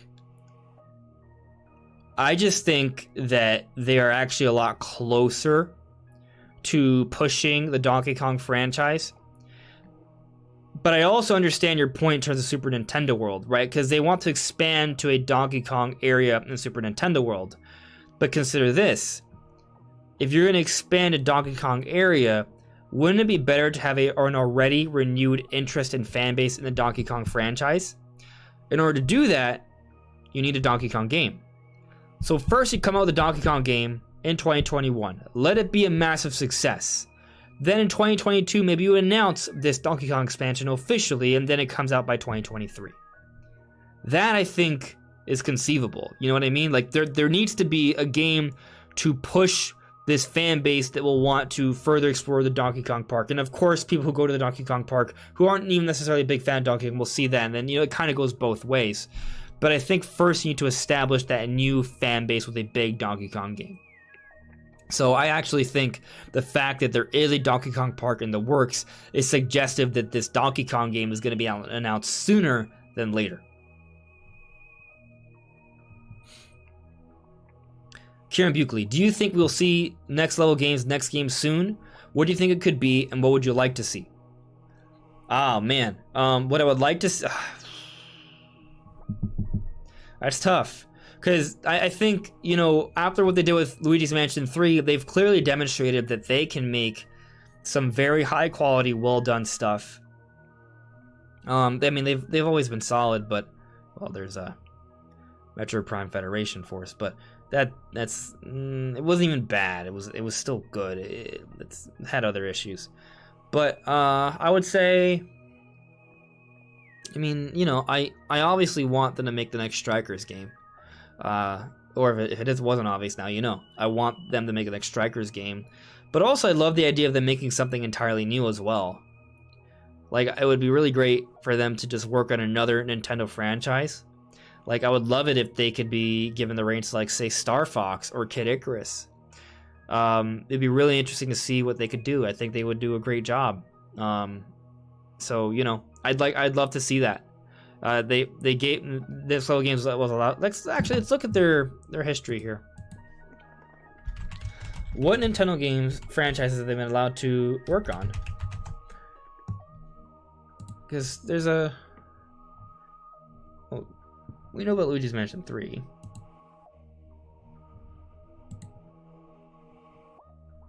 Let's look at their history. In terms of Nintendo products, Luigi's Mansion, Metroid Prime Federation Force, Punch-Out!, and Mario Strikers Charged. Oh, the Mario Strikers series, period. So, like, they've worked on Mario Strikers, Punch-Out!, Luigi's Mansion, and Metroid Prime Federation Force, but still, they've worked with multiple Nintendo franchises. I think that is suggestive that Nintendo would be willing to give them a chance with another franchise. So, a dormant one, I would say. I mean, they had a chance with Punch-Out!, and they had a chance with Metroid. Granted, neither worked out really, really well, so maybe that's why they won't go back to that. But I don't know, on Switch everything works out, and maybe they don't want to jump immediately into Luigi's Mansion 4. So I would say, yeah, I think what I want the most is actually for them to work on a new IP. Yeah, Strikers 2 is great, but I also love the idea of getting something new. Like, if you're gonna ask me, would I prefer a really good Star Fox game with awesome online, or a new Kid Icarus game also with awesome online, as opposed to a new Strikers? I would say yes. I just realized Kid Icarus and Star Fox are, at least the way Kid Icarus Uprising was handled, they're fairly similar.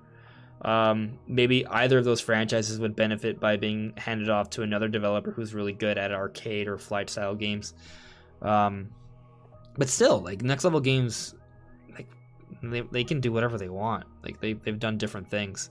So I would like to, yeah, new IP, either way, a new IP or a resurrected IP. No, yeah, scratch that. I don't want them to work on a new IP. I want them to resurrect an old IP and do better this time, or Strikers 2, one or the other.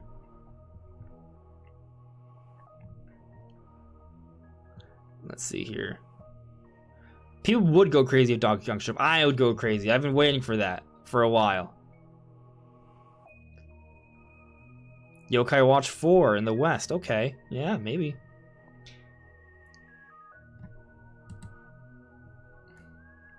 Dia, I feel like people are forgetting they're specifically talking about upcoming games for this winter. Everyone is overhyping themselves once again. Well, again, you know, like, we're talking about different things, but that's why I say I don't expect to see both Donkey Kong and Xenoblade Chronicles 3 announced tomorrow. Maybe one of those two, you know? I agree with you, though. I think most of what's going to be announced tomorrow are things throughout this year, maybe some DLC updates, some third-party stuff, expansions of information on what we already know about for this year, but then also filling up the months between January and March, maybe a couple others in the early part of the year. That's kind of how it's going to go, and maybe one project that'll come out at some point next year. It's going to be pretty hype. That's what I kind of expect. And then online updates. The online updates, that's also going to be a big part of the show, I think.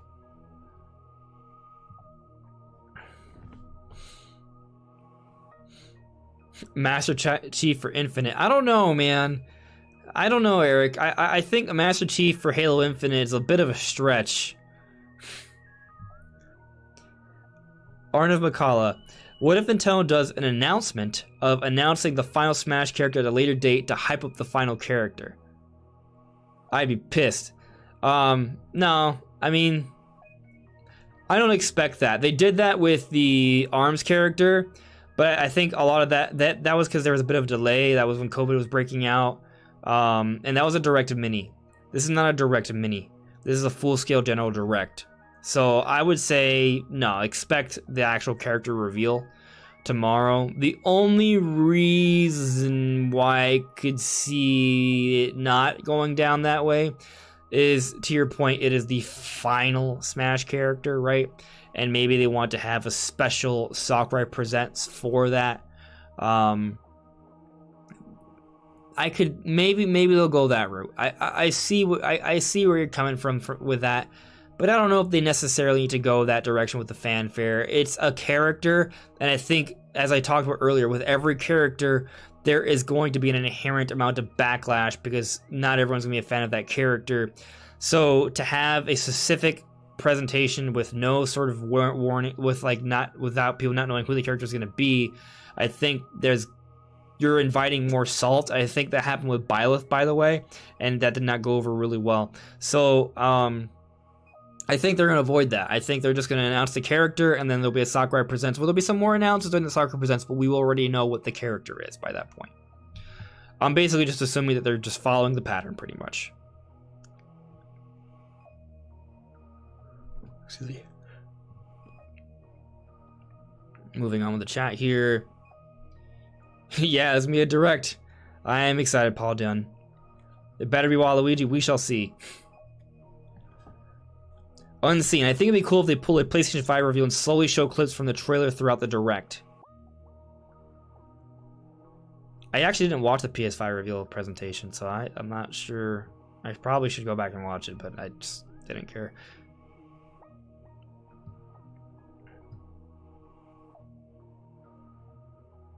Kato, facts on it. They will definitely be disappointments tomorrow. There will be disappointments, but there also will be things to be excited about too. You know, so like I think the direct's gonna be good. You know, I'm expecting good things for the direct, but again, don't expect it to be the best direct of all time. Do not expect that. I'm just scrolling through the chat here, guys. You guys have been great, continuing to chat, so it's hard for me to keep up with it. Super Chris, Warrior Snatch felt more like DLC than an actual game. Interesting. Ronnie Fazio, have you played Cruise and Blast? And if so, what are your thoughts? I'm personally really liking it. I have not bought it yet, but it's actually one of those things I think I'm gonna get. I just haven't gotten around to it. Right now, I'm actually playing Monster Hunter Stories 2, and I'm enjoying the game a fair bit. I know you asked me about Cruise and Blast, so I'm going to talk about Monster Hunter Stories 2. It's fun. I think the game is actually very pretty.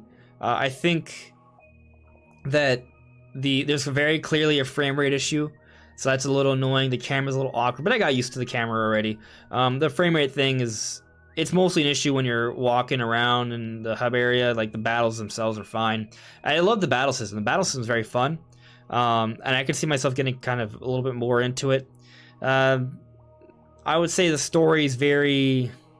I mean, it's very kid-friendly right now. It's cute, but it's a fun little adventure RPG. I'm having a good time with it. But after that, you know, depending on the timing of things, I may pick up Cruise and Blast right before the release of Metroid Dread. I mean, we'll see. I do plan on getting Cruise and Blast. I've heard a lot of good things about it. It seems like a fun sort of you know, don't take it too seriously kind of game. And I was a fan of the cruising games way back when. So I do want to kind of get back into it, but I have not bought it yet, so I can't give you my opinion on its actual gameplay. But from everything I've heard, I mean, it just looks like a fun experience. Maybe not like a deep racer, but a fun one. That's enough. It's at a discounted price too. I think it's only $40, so maybe not a bad deal. Yep, it's going to be a 40-minute long Nintendo Direct. That is correct, Kingdom Hearts Gamer. The fancy filmmaker. All I want is Metroid Prime Trilogy. Ah, man. Yeah, I was talking about it earlier. I don't think I just don't want to get your hopes up. I don't think Prime Trilogy is going to be announced yet. I think they're going to focus on Metroid Dread, and then Prime Trilogy will be something maybe for next year. Earliest we see it at the Game Awards. People will stop asking for Waluigi when Waluigi comes to Smash.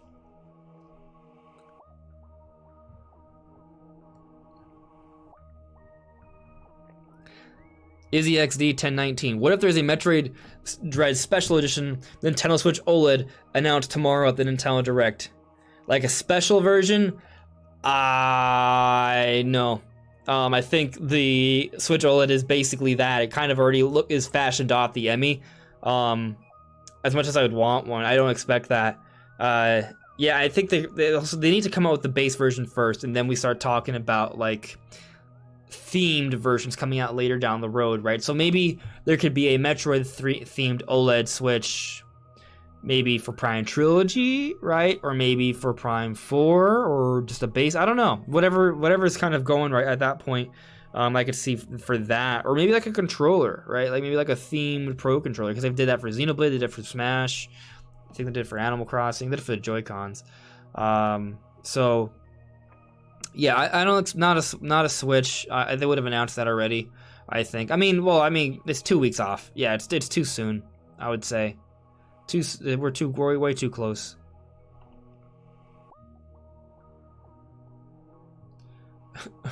Memorals. Speaking of racers, F-Zero. A boy can dream. Yes, a boy can. A boy can. Man, I just want F-Zero too. Like, a lot. F-Zero is my favorite racing game of all time. I'm speaking specifically on F-Zero GX, but the F-Zero franchise is my favorite racing franchise of all time. I mean, I love Mario Kart, don't get me wrong, but F-Zero is pure bliss for me. I mean, it's also pain and anguish too, because it's challenging so hard.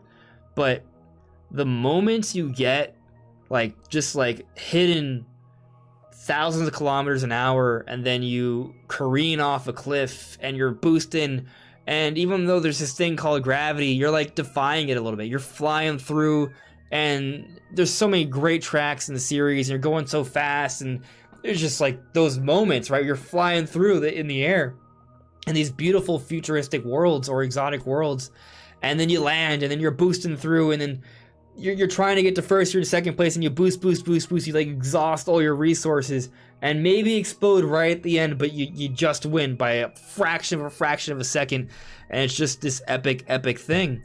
Yeah, I mean, I love F-Zero. Not just for that, like especially with GX with the drift turns, and sometimes we would just land those beautiful drifts at a high speed, and it just all kind of comes together. Yeah, I love F-Zero. I would love for another new F-Zero game. I don't know when we're gonna see it though. I don't know.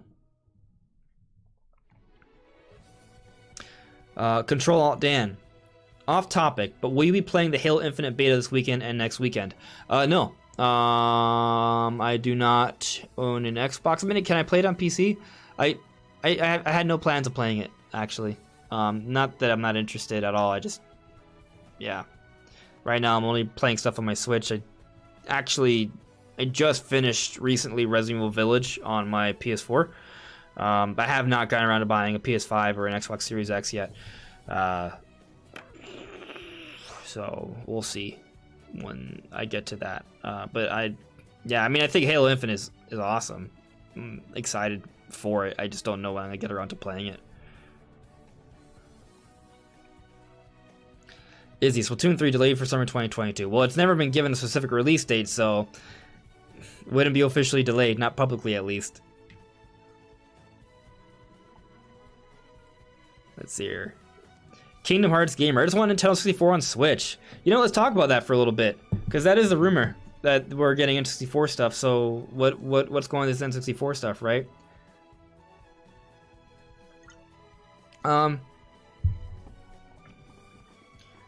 I don't expect that there will be like 20 N64 games added immediately, like maybe 5 to 10. But there will be some, maybe 5's a little small. Maybe it's like somewhere between 5 and 10. Maybe like 8. But you had a lineup of N64 games for people to play. Some of the big ones: Mario Kart, Smash, Mario 64, Ocarina of Time. Those 4, I think, would need to be there. You give us Pokemon Stadium, that would be a good one to throw in there too. I think those 5 would be great. If Nintendo could strike up a deal with Microsoft to get Banjo-Kazooie in there, that'd be really strong. Donkey Kong 64 as well. And what would be like a nice 8th one, assuming we're only locked to 8, just to start. They'll release more down the road, but like assuming there's an 8th one, what would that be? Wave Race, F-Zero, Pilot Wings. I mean, there's a lot of options. Maybe Pilot Wings is a launch title, just to kind of have like that variety. Or they can do something like, yeah, I think something like that would work out pretty well. Maybe there's more. Diddy Kong Racing would be great too. But, you know, they wouldn't release them all at once, is my point. But actually, it might make more sense to put Star Fox 64, save Donkey Kong 64 for another time, but give us Banjo-Kazooie. I'm right now just thinking about like if there could only be 8, you know? But, yeah, I guess we'll see whatchamacallit, we'll see what happens tomorrow. There does seem to be this strong belief that N64 is coming. I think one thing to consider here, because there's the potential disappointment that N64 is not announced tomorrow. Oftentimes, when we get these reports, these rumors of things that are coming from valid sources, I think there's conflation. Like, I think sometimes information they know is real gets confused with what's about to be announced, right? For example, the Donkey Kong thing, I strongly believe that's real. But just because I know it's real doesn't mean it's going to get announced immediately, right? So it's kind of like, it depends. Like, I think some people may know about the N64 thing, and they're talking about it in the reports, but that doesn't mean it's getting announced tomorrow. N64 could be like something they're planning to do after Game Boy and Game Boy Color, right? I mean, think about that. Are they really going to add Game Boy, Game Boy Color, and N64 all at the same time? They might. They might have some sort of massive Nintendo Switch Online update tomorrow, and it comes with a controller, and there's a Splatoon 3 beta, and then they also do themes and things like that. Pixelpar actually teased that on Twitter. We talked about it during the podcast a few days ago. It could have been a joke, you know. Don't take it with too much seriousness, but like my point simply is that even if you believe the sources may not be right with the timing. I mean, another great example is Switch OLED. Like, they thought it would happen before E3, it happened afterwards, and there was all this talk that they would want to announce it before because it was the third parties want to showcase the capabilities of the system, but as it turns out, Switch OLED is not even 4K capable system. So, like, there's obviously, like, something's lost in translation or confused with something else that Nintendo has in the works, and they were kind of combined. So, you know, that's where things can get a little bit messy. But on the flip side, right? On the flip side, we talk about how we sometimes get this information from inside sources, and it's kind of the timing's a little off, or it gets confused with something else, and the details sort of merge or get a little blurry. On the flip side, that also means that whatever has been reported by these certain sources that aren't officially Nintendo, that also means that it might not be entirely right in a good way as well. Like, for example, what if it is Game Boy, Game Boy Color, and Game Boy Advance, you know? Like, maybe that could be the case, and it also could be the other thing where it's just Game Boy, and that's it. Or it's Game Boy, Game Boy Color, or maybe it's N64. Like, you know, it's not set in stone in terms of what we know right now. I mean, it is set in stone behind the scenes, and we don't know what that is, but the point is we haven't gotten the concrete information yet. So we don't know. We won't know till tomorrow. Presumably, they make those announcements tomorrow. So we'll see what happens there. But assuming we get N64 stuff, that's going to be very exciting. And I'm very curious how that new controller is going to be tied into it. Very, very curious. Let's see here. Control-Alt-Dan, just to answer your question, Halo Infinite will release in December. It'll be free to play on PC and Xbox. I mean, I guess I could play it on PC if I wanted to.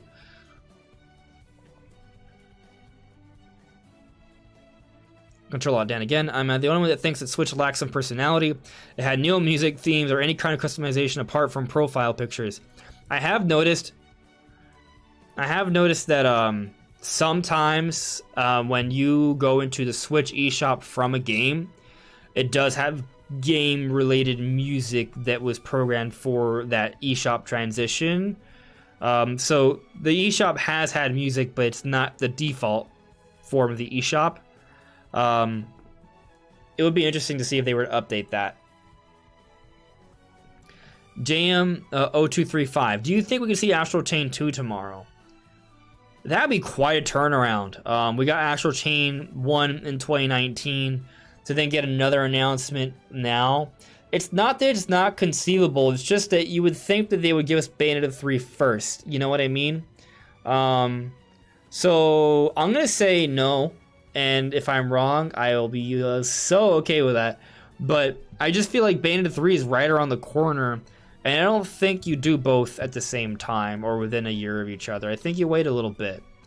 So I think Astral Chain 2 is gonna, if it happens, it's gonna be down the road. You could argue, though, that maybe it makes more sense for it to come out sooner because there's a recency there. And maybe both games are different enough. Like, I mean, that could be true. Platinum Games does come out with multiple games in a year, so maybe we get both. But they're also of a similar style. So that's kind of, I don't know. I mean, Astral Chain certainly is unique, but they're both like that fast-paced sort of beat-em-up, which is what Platinum Games does in general. But there have been projects they've done that vary, right? Like, you look at Wonderful 101 versus Star Fox Zero versus Bayonetta. All those projects, I would say, are pretty different, you know? Like, you can tell the difference between those. Astral Chain is a bit more similar to Bayonetta than those other projects. So that's kind of where I'm a little hesitant to say Astral Chain 2 will be announced really soon. But I based off where the story left off, and from what I've heard, they were actually like pretty content with the success of the game. I do feel like Astral Chain 2 can happen eventually. I guess the timing of that's tricky, though.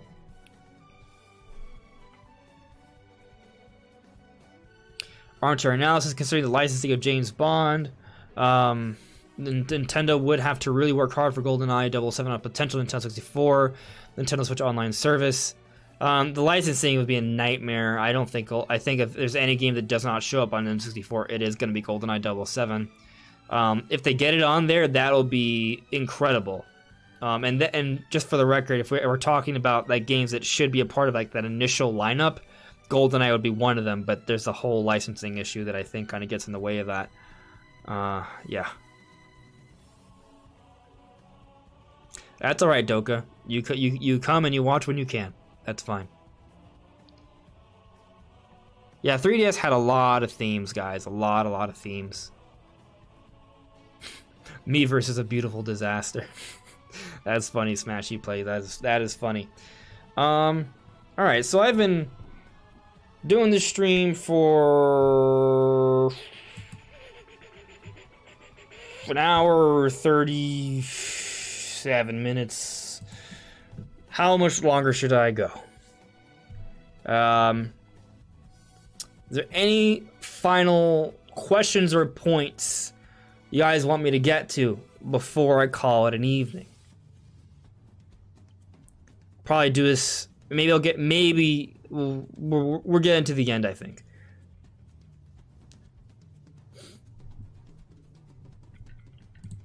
Let me see here. Matthew Michael Moniz.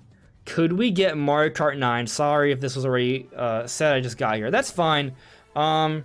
We did talk about it already. But I don't mind sort of summarizing a little bit. Maybe I could add a little bit more to it. Mario Kart 9 is...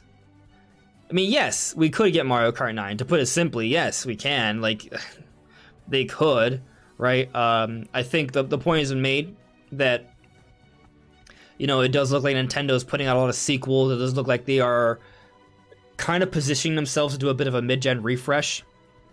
This is where I add more new to it, because before I didn't really talk about this part. So, we're in a position where a mid-gen refresh seems to be kind of happening, right? We got the Switch OLED. Now, it's not the Switch Pro that everyone's sort of hoping for, and there's been some speculation that maybe we still get that next year. I'm skeptical of that, because why would Nintendo release a more expensive model now when they and have waited 2 to 2.5 years between the other revisions, only to then just a year later bring out a more expensive version? That I don't think is happening, especially so late into the system's life cycle. That'll be, what, 6 years into the system's cycle, or 5.5, only to then, what, 2 years later bring out another system? I don't think they do that. So I am skeptical of Switch Pro now.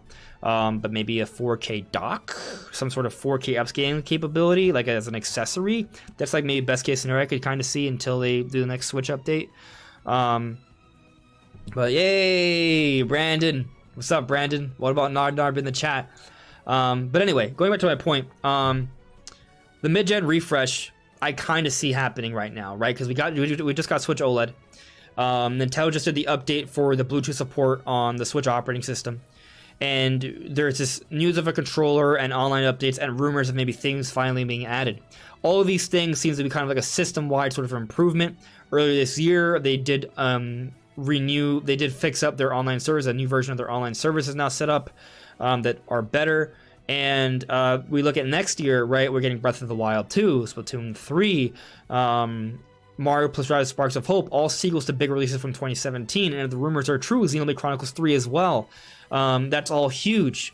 I kind of see Donkey Kong taking the place of Mario next year, but you still kind of see what's going on, right? Like, all of these things are big sort of sequels to things that came out in 2017. Not to mention we're getting Legends Arceus, which is like a pseudo semi-open open kind of worldish Pokemon game. All of that is, you know, big stuff that will push things alongside that hardware and alongside these potential updates. And if we are getting N64 online, that's a big expansion to Nintendo Online service. This is all huge stuff, right? These are all big updates. That feels like a bit of a refresh for the system, right? To prime its maybe for the final few years. Maybe they push the system for another 3 years or so before they transition to the next system. But with that in mind, right, going back to your question about Mario Kart 9, like, yeah, maybe they do want to put out a few more big games to kind of function to push the hardware further. They may already, I don't know if Mario Kart 9 will be it, but it could, right, alongside maybe another 3D Mario. Like, those are the ones that kind of like are up in the air right now. They might save those for the next generation system 2 to 3 years from now, or maybe slightly more around then, you know? So that's where it's kind of tough. But as I said earlier, I'll go back to what I said. We don't know what the ARMS Mario Kart team is working on, right? We are waiting to find out what that EPG group is working on. Once we find out, then we'll know, right? And obviously, if they announce Mario Kart, then you know. But if they announce like ARMS 2 or something else that they're working on, then I feel like that is a good sign to maybe expect Mario Kart 9 next generation. But I also want to throw out another consideration. Like, I was hoping when Mario Kart 8 Deluxe came out back in 2017 that there'd be some sort of like DLC expansion update. Because they added a lot of the battle tracks and stuff, and if you're into battle mode, that's great. I personally don't care for it. So I didn't really get any new tracks in Mario Kart 8 Deluxe. I really wanted new tracks to race in. I always had that longing for that. There weren't any original racing tracks added for the Switch version of Mario Kart. So it kind of left something to be desired, in my opinion. Even though Mario Kart Deluxe is one of my most played Mario Kart games. If you're on my friends list, you've probably seen I've put a bit of time into it, but that's not counting that's not the only profile. I've put in probably, I'm sure some of you put like thousands of hours, but I've put in at least a few hundred, maybe 1,000 if I think about every profile I've played Mario Kart 8 on Wii U and Switch. So like, I love it, and I've probably played it more on Switch than I have on Wii. I don't know. I played a lot of it on Wii U. It's tough. It's like the only game to play on Wii U, one of the few. But anyway, point is, love the game, but I want more. And there was this consideration that maybe there would be more, because Nintendo was going all in on the DLC. We see most of big Nintendo games get DLC, but the question was, could we see like remasters or enhanced deluxe versions of games get DLC? Well, Pokken Tournament Deluxe, another game that came out in 2017, did get DLC. And we even got a quote from Shuntoru Furukawa around then that may have been in 2018, but it was said that he wants to do like DLC for some of their biggest games. Their biggest games were Mario Odyssey and Mario Kart 8 Deluxe at the time. At the time when that interview came out, those are the two best-selling games. Now Mario Odyssey is down the list, still a strong-selling game, but it's not the top two anymore. Mario Kart is still number one. Animal Crossing's like right behind it. They're now 1 and 2. But point is, at the time, those two, Mario Kart and Mario Odyssey, were the top two, and the president of Nintendo was talking about having DLC for their biggest games. And those are the two games that did not get paid DLC. There were some free updates for both, but no paid DLC. And now he never specified that it would be paid DLC. The point was really just to continue to support the games, keep them relevant so more people continue to play them and buy those games. So it didn't have to be paid DLC. But it was just kind of interesting how that was discussed, and the two biggest ones were the only ones that didn't get paid DLC. So that's kind of interesting. Not the only two, but for the most part. So it's kind of weird how that happened. Point is, though, there was a precedent set that there could be DLC added for a deluxe version of a game added on Switch. But they didn't do it for Mario Kart, even though it probably would have done really well. So now, fast forward almost 5 years later, right? 4.5 years later, something like that. Could we see something like that announced, where we get, like, instead of a Mario Kart 9, maybe a Mario Kart 8 Deluxe expansion? Probably less likely than Mario Kart 9. Probably less likely. But if Nintendo is in a position where they know that their next generation system is about 3 years, give or take 6 months away from release, right? Let's say around then. And I'm not saying the Switch dies off at that point. They'll still keep it relevant, still release games for another year or two, just the same way they did 3DS, when they kept the 3DS relevant for a couple years going to the Switch. And there probably will be a lot of cross releases for Switch and whatever Switch 2 is. But point is, the next big system could be coming out about 3 years from now, give or take 6 months, right? If that happens, Mario Kart 9 is a strong candidate for a launch title there, right? So then, if Nintendo wants to wait for that, do they want to do anything in between to tide fans over, right? And that's when the consideration of maybe a Mario Kart 8 DLC expansion becomes slightly more feasible. Because I do feel like we deserve some more original content for Mario Kart on Switch. Like, I do believe that. It is weird that we haven't gotten like an original Mario Kart. But Mario Kart 8 is also amazing. Like, it's fantastic. But it already came out on Wii U, you know? And they added a decent amount of stuff for the battle mode, but if you don't care for the battle mode, we didn't get anything new. Not really. So, I don't know. I want to see... I obviously would like to... I want some type of new Mario Kart content. Obviously. But does Nintendo need it? Mario Kart 8 Deluxe is still the best-selling game on Switch. They don't need it. But imagine they were to add some additional content into it. That could sort of fuel that fire a little bit, take a better advantage of that. There's such a huge install base there. A lot of people would want to do it. And depending on how they handle this expansion, this hypothetical expansion, it could still have its own separate release. You know, kind of like Torn of the Golden Country for Xenoblade Chronicles 2. That DLC was its own separate release because it could be treated as its own game.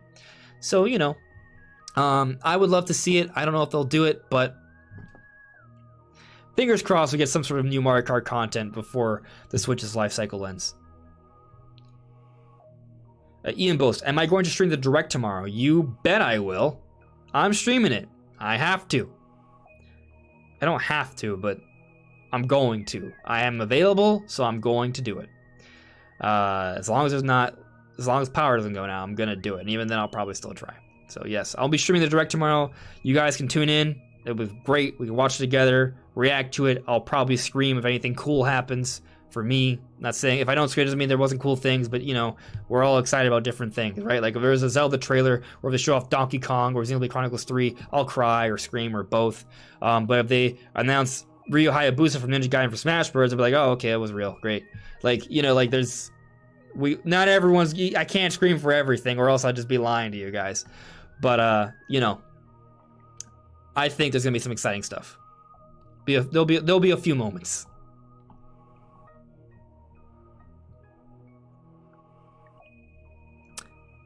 I'm sorry, I can't read your name. Solar Wave, but you have a lot of Acentos and such.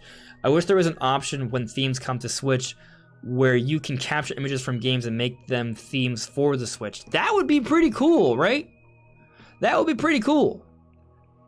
Hello, yes, I think I already answered the question. I will be live streaming the Direct, so don't worry. I think that's a really good idea, Solar Wave, though, so good thinking there. Yeah. I'm very hyped for the Direct, Brandon. Tayrul, yeah, at this point, the Switch Pro will be the next-gen console. Yeah, probably. It's not even Pro anymore. You did put that in quotes. Yeah. Joe99, Breath of the Wild 2 trailer tomorrow. I would freak out if there's a Breath of the Wild 2 trailer tomorrow, but I don't expect that. I expect Breath of the Wild 2 is going to be kind of marketed and pushed more later next year, but there may be something, Nintendo may throw some bone to Zelda fans during the Direct, because I imagine that there will be quite a bit of backlash if there isn't something Zelda, so Nintendo might put something in there for that. We'll see. Solo, hello there, how are you doing? Thank you for stopping by. I am okay. Thanks for asking.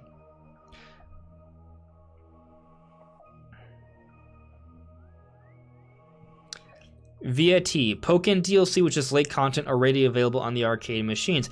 Thank you for pointing that out. I didn't even know that. So, you know, good point. It wasn't hard for them to add then. I didn't know. I didn't know that was actually arcade content. Makes sense, though. Nintendo Unite. I noticed you mirrored your video. Bro, I don't know. I think it's because when I do the podcast, when I do it on Discord, it mirrors it. I think I don't know why. It's just something it does on its own. I probably could fix it, but yeah, to Brandon's point, it's something that Discord does. I probably could fix it, but I mean, I've been doing it like this for so long already. Like, why even bother? Also, it makes people think, which one is the real one? Lewis, do you think the new Fire Emblem will be announced? I mean, we talked about it earlier. I don't know. It's not coming out. I don't see Fire Emblem coming out in between now and March. I see it as something like a summer release, actually. Maybe an April or May thing. So conceivably they could announce it now. They could, but I think that's you know what? I'm gonna go with I was gonna say 50-50. All right, so this is my thought process right now. I think there's a small chance we don't get a Fire Emblem announced until the E3 Direct. There's an even smaller chance we don't get it announced at all by next year. Right, I think the two best chances for a Fire Emblem announcement are either in an earlier Direct next year or now. I would say the highest probability is that it happens at the beginning in the earlier Direct next year. That's my thought process. But I mean, ultimately, it just comes down to when the game's coming. You know, if it's coming early next year, then I think it gets announced now. I'm gonna give it a 38% chance that Fire Emblem's announced tomorrow.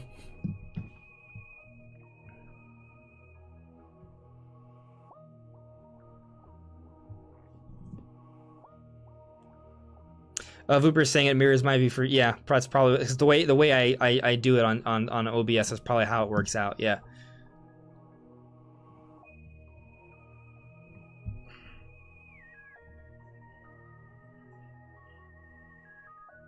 Taker 610. Did you see what Samus Hunter said? Kirby, Xenoblade, Triangle Strategy, and online update. Yeah, I mean that's kind of like those are in terms of like the new stuff. Kirby and Xenoblade, I would rank as the highest ones to be shown. That makes sense. William Pear. So Pokemon Sword and Shield DLC 3 and DLC 4, maybe for holiday next year, maybe. Well, I feel like you might as well just give us DLC for Legends Arceus.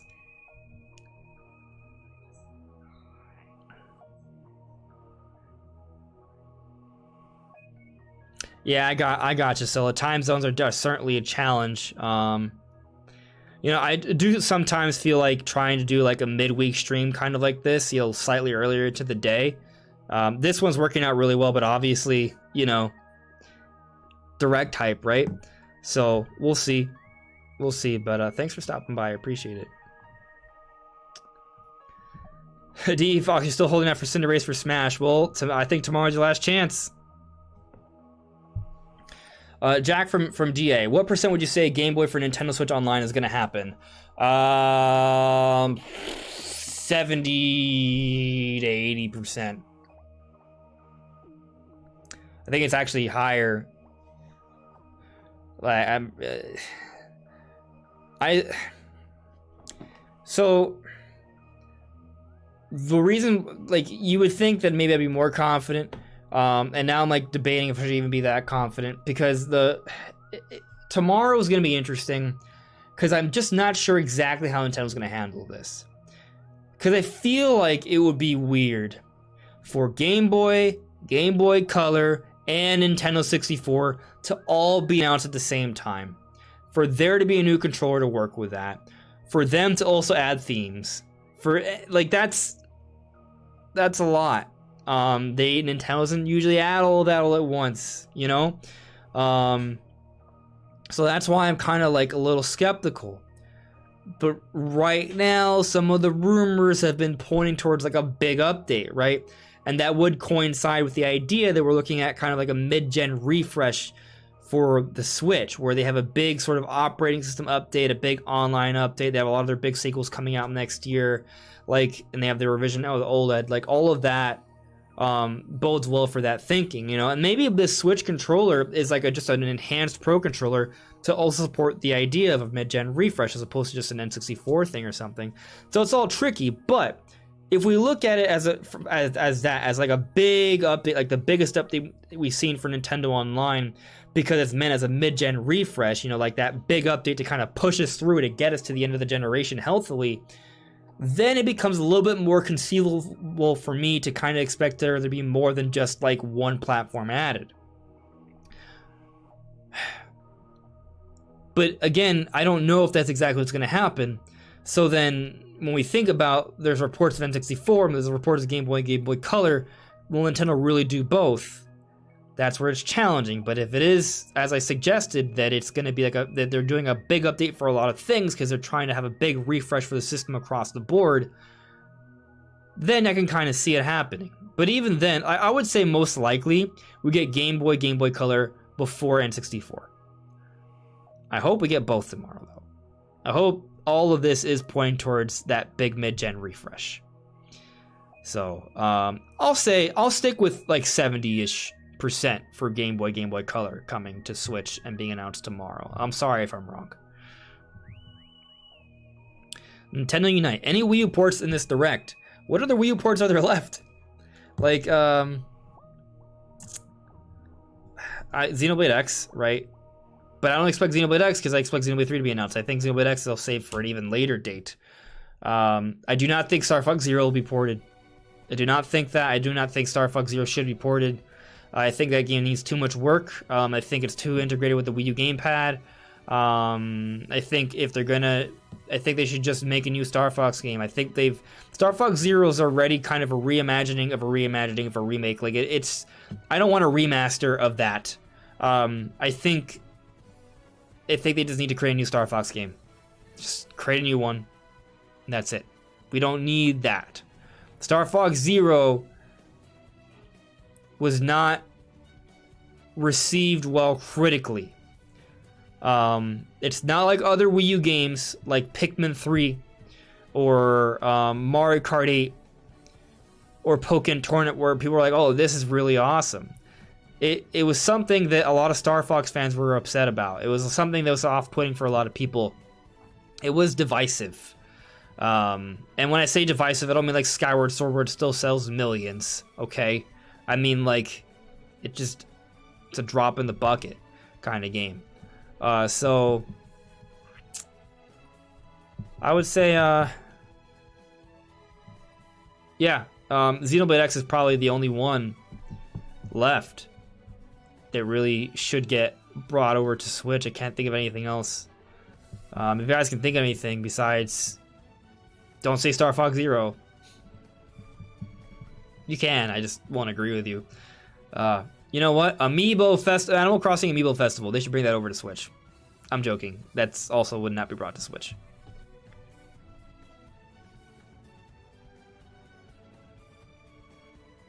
Liam, do you think there will be Splatoon 3 news? Yes, that's one of my biggest predictions for tomorrow. I think it's going to coincide with some big online updates.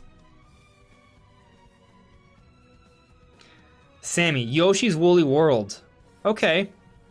That was ported to 3DS. Could they port it again? I don't know. Shadow said no Color Splash either. See, with Color Splash, I'm glad you brought up Color Splash, Shadow, because that kind of, I think, serves our Star Fox argument a little bit. It's just one of those things where I think they decided might as well just make a new one. And they did. They made Origami King, and Origami King was great. Paper Mario the Origami King was a great game. So, with Star Fox Zero, just make a new one. Just make a new one. Yeah. And with Yoshi's Woolly World, we already got a new Yoshi game on Switch, right? Yoshi's Crafted World? Yeah, Yoshi's Crafted World. So I think they just took like that initial engine and created a slightly different art style, and they made that. So we're talking about, Yoshi and Color Splash. We got already brand new sequels for those franchises on Switch. I think they should just give us a new sequel for a new franchise, a new entry for Star Fox.